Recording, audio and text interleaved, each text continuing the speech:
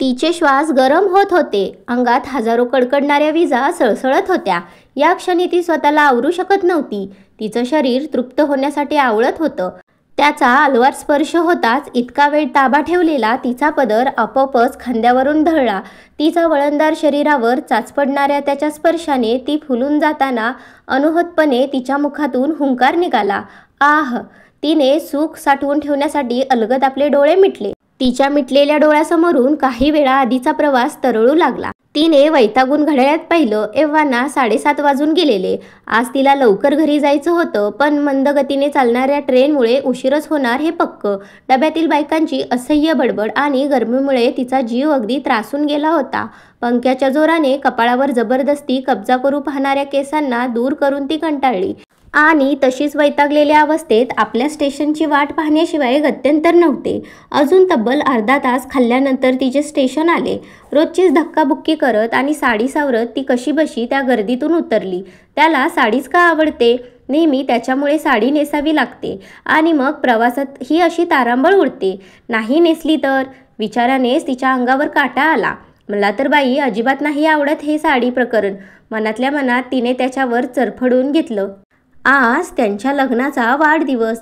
या तसं तिला ह्या दिवसाचं काही सुख दुःख नव्हतं, पण तिच्या आडमुठ्या आणि विचित्र स्वभावाच्या नवऱ्यासोबत तिला तो जबरदस्ती साजरा करावा लागणार होता. याचंच तिला टेन्शन होतं.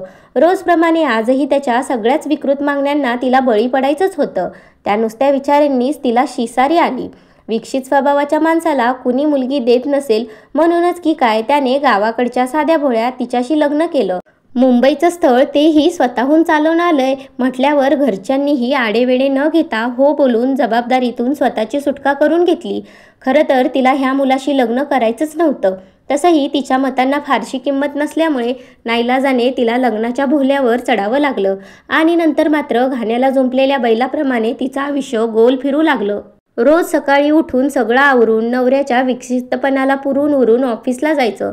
नोकरी ही केवळ बहाणा होता नवऱ्यापासून, त्या घरापासून काही वेळ का होईना दूर राहायला मिळावं. नोकरीचे 9 तास ती मनमुराद जगायची. पुन्हा संध्याकाळी घरी जाताना मात्र पावलं जड व्हायची.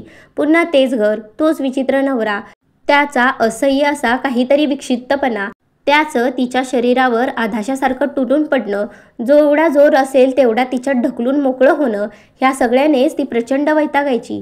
किती वेळा घर सोडून जावंसं वाटायचं. ती प्रयत्नही करायची, पण तो नवरा मात्र तिला शोधून काढायचा. सरतेशेवटी आपलं हेच प्राक्तन आहे हे तिने जबरदस्ती आपल्या मनावर ठसवलंच. पळताही येत नाही आणि प्रतिकारही नाही अशी अवस्था होती तिची. आज तर खूप उशीर झाला होता स्टेशनला पोहोचायला. नवऱ्याचा फोन यायच्या आत तिला पोहोचणं गरजेचंच होतं, नाहीतर त्यानंतरची शिक्षा. निदान आज तरी नको. ती पळतच स्टेशनच्या बाहेर आली, पण आज तिचं नशीबच खराब होतं वाटतं. आज नेमका काहीतरी प्रॉब्लेम झाल्यामुळे बाहेर एकही रिक्षा नव्हती. ती राहणाऱ्या भागात तर बस सर्व्हिस नव्हतीच. अर्थात चालत जाणं हा एकमेव पर्याय होता. इतक्या रात्री एकटीने चालत जायचं ही तिच्या साध्यासुध्या विचारांच्या पलीकडची गोष्ट होती. नवऱ्याला फोन करून बोलावं का? मनाला हिया करून तिने मोठ्या मुश्किलीने नवऱ्याला कॉल केला, पण त्याचं प्रत्युत्तर म्हणून अर्वाच्य शिव्या आणि कसंही करून अर्ध्या तासात घरी ये, नाहीतर अशी धमकीही मिळाली. आधीच वैतागलेल्या तिच्या जीवाला नवऱ्याच्या धमकीने थरकाप सुटला. आपली मेल्याशिवाय काही सुटका नाही व्हायची या साऱ्यातून. डोळ्यातून गळणाऱ्या अश्रूंना साधं पुसावं देखील वाटलं नव्हतं. मनातल्या मनात देवाचं नाव घेत आणि खांद्यावरची पर्स व साडी सावरत ती कशीबशी चालू लागली. स्टेशनच्या दिव्यांचा प्रकाश काही फार वेळ तिची सोबत करणारा नव्हता आणि पुढचा अंधुक रस्ता कसा पार करायचा म्हणून कोणी सोबती मिळेल का ह्या आशेने तिने थांबून उगाचच इकडे तिकडे पाहिलं, परंतु तिच्या भागात जाणारं कोणी नव्हतं. आता एकटंच जावं लागणार ह्या जाणीवीने तिने आपला पदर दोन्ही खांद्यावरून सावरून घेतला आणि झपाझप चालू लागली. नाल्याच्या बाजूला वळणावरून पुढे रस्त्यावर दिवेच नव्हते. आयुष्यच अंधारले तिथे, हा रस्त्यावरचा अंधार काय? मनाशी पुटपुटत ती पुढे चालू लागली. 10-12 पावलं चालली असेल की तोच मागून काहीतरी आवाज आला म्हणून तिने कान टवकारले. सारा परिसर निशब्द होता. घाबरतच तिने शोभावर नजर फिरवली. मिठ्ठ काळोखात तो परिसर बुडून गेला होता. वळणावळणाचा एखाद्या नखरेल ललनेसारखा तो रस्ता आपल्या घाटदार अंगावर अंधाराची चादर पांघरून कोणाची तरी वाट पाहत असल्यासारखा पहुडला होता. भोवतीच्या झाडांच्या सावल्याही त्याने स्वतःत सामावून घेतल्या होत्या. बाजूचा नाला अंधारून गिळून आपला काळाशार पाणी मिरवत होता. इतक्या मिठ्ठ काळोखात आपण चाललोय ह्याचं तिला स्वतःलाच आश्चर्य वाटलं. नवऱ्याच्या फोनची आठवण आली आणि ती स्वतःशीच हसली. इतका भयानक नवरा असताना अजून कशाची भीती वाटेल? पण तो आवाज, जाऊ दे, मनाचे खेळ. काही पावलं चालल्यावर पुन्हा तोच आवाज. आता मात्र तिच्या पोटात मोठाला गोळा आला. त्या भयान अंधारातही तिचा चेहरा दिसून येईल इतका तो पांढरा फटक पडला. कितीही नकोसा असला तरीही जीवावर काही आलं की माणूस घाबरतोच. खरं तर अशा वेळी मागे वळून बघायचं नसतं, पण मनाची भीती घालवायला खात्री तर करावी लागणार ना. अजून बरंच अंतर पार करायचं होतं. तिने सावकाश मान वळवली. कपाळावर घामाचे बिंदू जमा होऊ लागले. मागे फिरेपर्यंत काहीतरी जाणवलं. भीतीची एक लहर नकळत तिच्या अंगातून शहारून गेली. तिचे डोळे भीतीने विस्पारले. मानेवरच्या नसा टाठरल्या. घामाचा एक ओघळ तिच्या मानेवरून छातीवर पसरत गेला. ती आता मागे वळाली. मागे कोणीच नव्हतं, पण का कोण जाणे कोणाचं तरी अस्तित्व जाणवत होतं. घाबरून ती पळत सुटली. त्या मिठ्ठ काळोखात असं सैरावैरा धावणं म्हणजे एक दिव्यच होतं. एका हातात बॅग आणि पायात गोंधळणारी साडी सगळंच सावरत पळताना साडीच्या निऱ्यांमध्ये अडकून तोल गेला. धाडदिशी जमिनीवर आदळणार इतक्यात कोणीतरी तिला सावरल्यासारखं जाणवलं. ह्या क्षणी तिला तो अदृश्य स्पर्श जास्त आश्वासक वाटला. तिच्याही नकळत तिला ती सेफ समजत होती. स्वतःला सावरून भारावल्यासारखी ती शांतपणे चालत घरी निघाली. घरी नवरा तिला शिव्या घालायच्या तयारीतच होता. पण रोज भित्र्या सशागत येणारी त्याची बायको आज एक निर्विकार हास्य घेऊन मजेत चालत येताना पाहून त्याची तळपायाची आग मस्तकात गेली. जन्मोजन्मीचा तिचा शत्रू असल्यासारखा तिचं हास्य त्याला हैराण करायचं. तिने घरात पाऊल टाकता क्षणी तिच्यावर शिव्यांची लाखोली वाहिली. तरीही तिला स्तब्ध बघून त्याच्या डोळ्यात रक्त उतरले. कपाळावरच्या शिरा फुगल्या. त्याने जोराने मानेला हिसका दिला. कोपऱ्यातील काठी घेऊन तिला खेचून जमिनीवर ढकलले. तरीही तिची काहीच हालचाल नाही. एखाद्या दगडी पुतळ्यासारखी ती पडून राहिली. आता त्याला राग आवरेनासा झाला. शक्य तितका जोर लावून त्याने त्या काठीचा रट्टा तिच्या पाठीवर मारला. तरीही ती तुझभरीही हलली नाही की विवळली नाही. त्याला चेव वाढत गेला. तिच्या पाठी पोटावर मार पडत गेला. अंगावर वळ उठत होते. मात्र तोंडातून साधा हुंदकाही निघाला नव्हता. तिला रडताना बघून समाधान पावणाऱ्या त्याच्या अभिमानाला आज धक्का पोचला. त्याच्यातला विकृत पुरुषार्थ जागा होऊ लागला. तसा तो आधीपासूनच पाशवी आणि विकृत विचारांचा. त्यांच्यातल्या विकृतीला कंटाळून त्याचे आईवडीलसुद्धा त्याच्यापासून दूर राहायचे. त्याचे शेजारी आणि ऑफिसवाले त्याला वचकून असायचे. तिच्याशी लग्न झाल्यावरही तो काही बदलला नव्हता. उलट त्याचे विचार तिच्यावर लादायला सुरुवात केली. आधीच लाजरी बुजरी ती अजूनच बावरून गेली. सतत त्याच्यापासून दूर राहायचा प्रयत्न करायची. परंतु त्याचं असं भीषण रूप तिने आजपर्यंत बघितलं नव्हतं. आता ती अशा काही गोष्टीला सामोरी जाणार होती ज्याची तिने कधी कल्पनाही केली नसेल. त्याच्यातील पशुला ती फक्त भक्ष्याच्या स्वरूपात दिसत होती. चवताळलेल्या वाघाने जशी बेदरलेल्या हरिणीवर झेप घ्यावी तसा तो तिच्यावर तुटून पडला. लग्न संस्थेच्या नावाखाली अजून एक समाजमान्य बलात्कार होत होता. ना ती प्रतिकार करत होती ना समर्पण. बऱ्याच काळानंतर शिकार सापडल्यावर असावा असा आसुरी आनंद त्याच्या चेहऱ्यावर ओसांडून वाहत होता. तिच्या अंगावरची साडी खेचून तिला विवस्त्र केलं. तिच्या उघड्या शरीराने लचके तोडावेत तसा तिच्यावर तुटून पडला. तिच्या स्त्रीत्वात हळूहळू सुखाचा परमोच्च आनंद उपभोगायचा असतो ते सोडून जबरदस्तीने आपलं पौरुषत्व तिच्या स्त्रीत्वाचा अपमान करण्यासाठी सरसावणारा तोच अचानक त्याचा वेग मंदावला.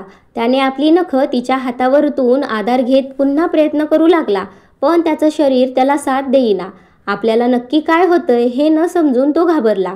त्याची उघडी छाती जी त्याच्या पुरुष असण्याच्या अभिमानाने फुगली होती ती भीतीने धपापू लागली. त्याने तिच्याकडे पाहिलं. तिचा चेहरा खुल्ला होता. तिच्या अनपेक्षित प्रतिक्रियेला तो संतापला. रागाने त्याने आपली मुठी घट्ट आवळायचा प्रयत्न केला. पण एखादा मंत्र फुंकून जागीच बंदिस्त करून ठेवावं तसं तो एका स्थितीत जखडून ठेवला गेला होता.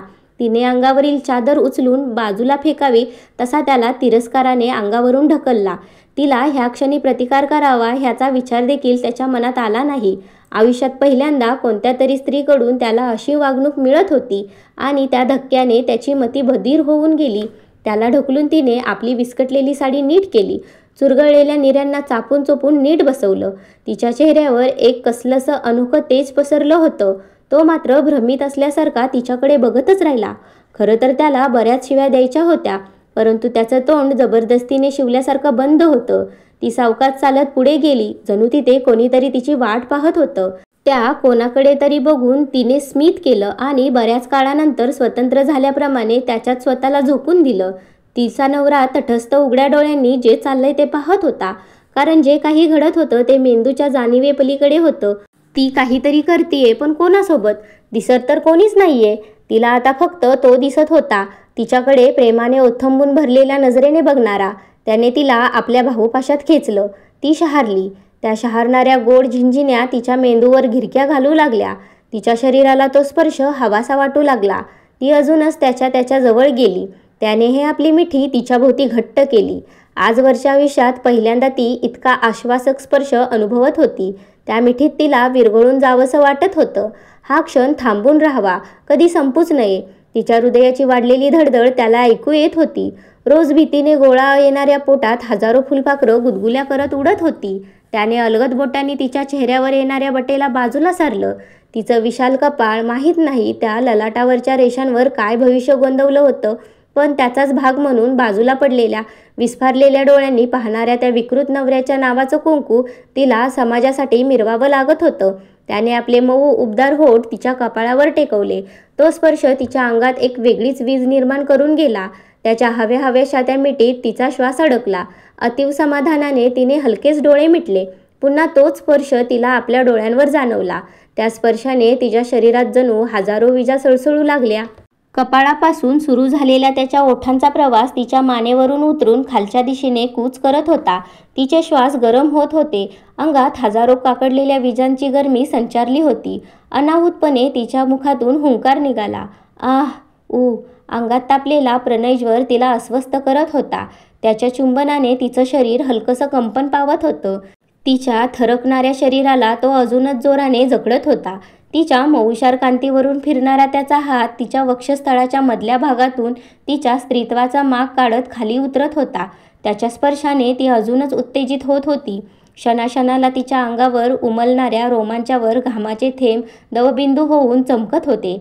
शेवटी तिला तृप्त करणारा बिंदू त्याला सापडला. ती एखाद्या मासाळीसारखी तडफडत होती. तिच्या तडफडून उठलेल्या शरीराला त्याच्या वेगाची साथ लाभून त्या प्रणयरसात ती चिंब भिजून गेली. त्या प्रणयाच्या तेजात तिचा चेहरा नुकत्याच उमटलेल्या टपोऱ्या गुलाबासारखा फुलला होता. आजवर सुखाच्या शोधात असलेली ती पहिल्यांदाच तृप्त झाली होती. तिचा निर्वस्त्र देह धर्मबिंदूंनी चमकत होता. आपण इतके सुंदर असू शकतो. ती स्वतःशीच खुदकन हसली.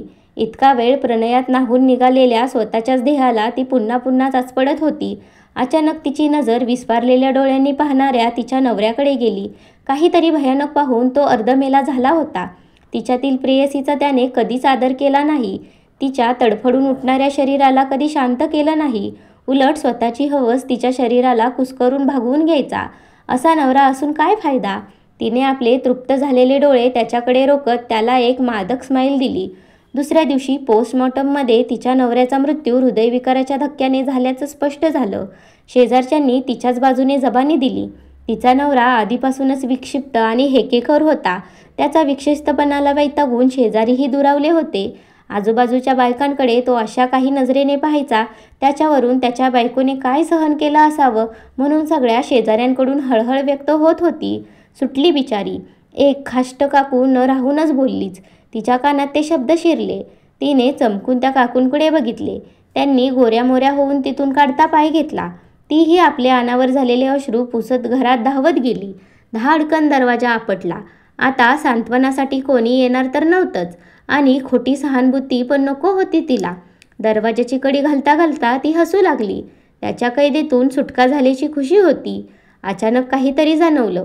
त्या दिवशी अंधारात त्या वळणावरच्या रस्त्यावर जाणवलं आणि काल रात्री देखील.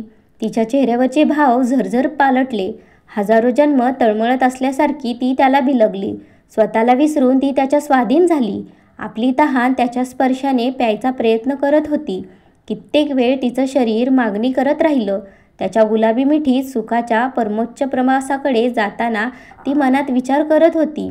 काल रात्री अमावस्या नसती तर कथा आवडली असेल तर आपल्या चॅनलला नक्की सबस्क्राईब करा, व्हिडिओला लाईकही करा आणि हो कमेंटही करायला विसरू नका. धन्यवाद.